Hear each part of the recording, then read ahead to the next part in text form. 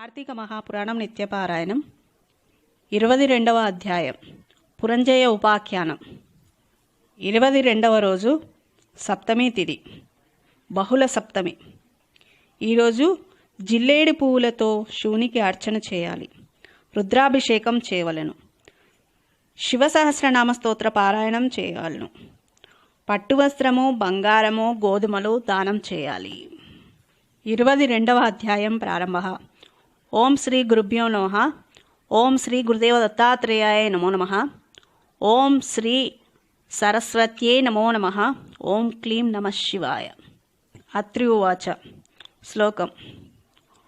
సుశీలస్య వచ శ్రుత్వా రాజా హృష్టమనాముని హరేర్దేవాలయం గత్వా కార్తీకేభ్యర్చ కేశవం ఉపచారై షోడశభిః ప్రసూనఫలపల్లవై ప్రదక్షిణ నమస్కారై నటచర్యాదివిక్రమాత్ అభ్యర్చ ప్రతిమాం లౌహీం స్వామి రూపానుయాయినీం ప్రదక్షిణ నమస్కారై సహితః కృతదర్శనః.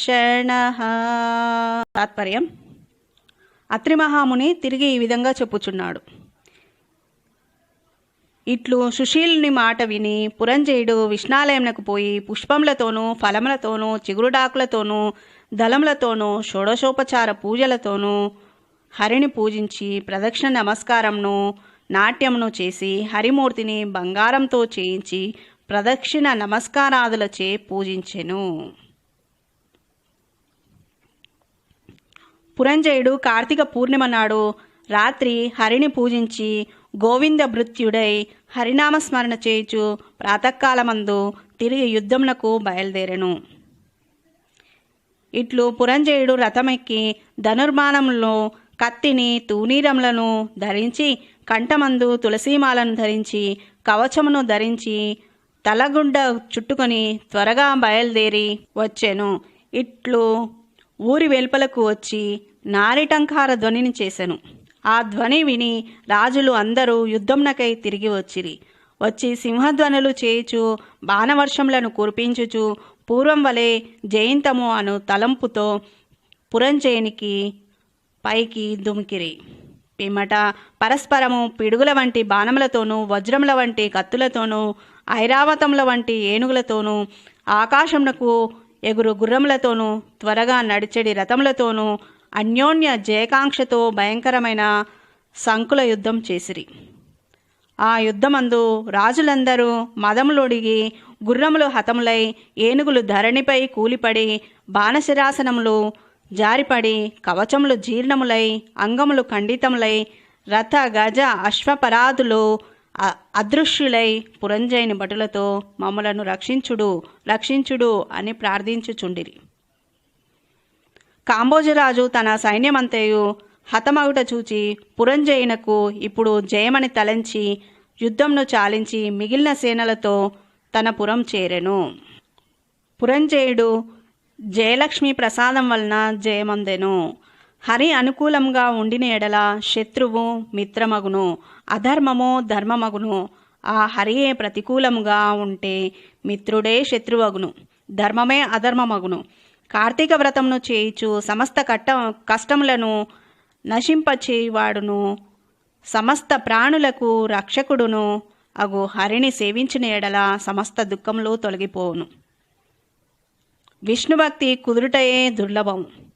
అందును కార్తీక వ్రతమందు ఇచ్ఛ జనించుట మరీ దుర్లభము.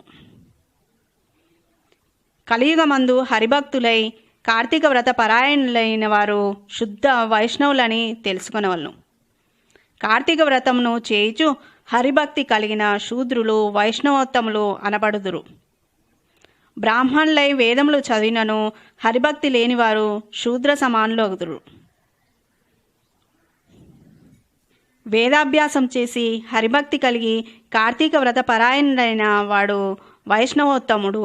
అట్టి వాని యందు హరి నివసించును. ఏ జాతివాడు కాని దుస్తర సంసార తరణేచ్ఛ కలిగినేనని హరిభక్తి చేయవలెను. అట్లైనచో వానిని విష్ణుమూర్తి అప్పుడే తరింపజేయును. అగస్త్య మునీంద్ర, హరిభక్తి పరాక్రమమును ఏమని వర్ణింతును? పరాశరాదులు, వశిష్ఠాదులు, అంబరీషాదులు, సగరాదులు హరినాశ్రయించి పరమపదమును పొందిరి. హరిభక్తి యందు నిత్య వ్రతం గలవాడైన తాను స్వతంత్రుడైనను అన్యతంత్రుడైనను హరిపూజాసక్తుడు కావలేను. హరిభక్తి ప్రియుడు, భక్తులు హరికి ప్రియులు. హరి తన భక్తులకు ఐహికాముష్మియుకములనిచ్చి కాపాడును. భగవంతుడు సమస్త చరాచర ప్రభువును అగు హరి అంతయు నిండియున్నాడు. అట్టి హరియందు భక్తి గలవానికి కార్తీక వ్రతము సులభమని తలచెదను.